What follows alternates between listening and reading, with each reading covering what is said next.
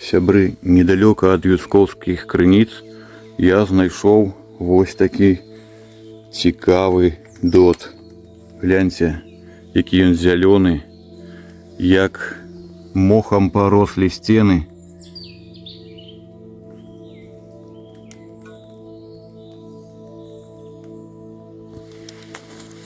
Клас. А зараз мы пойдзем туды.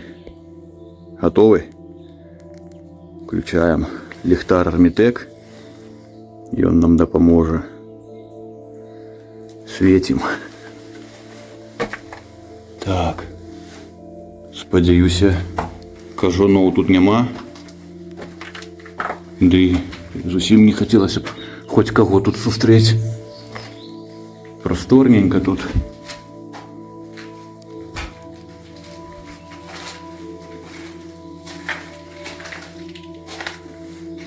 Ух ты, там вода стоит, гляньте.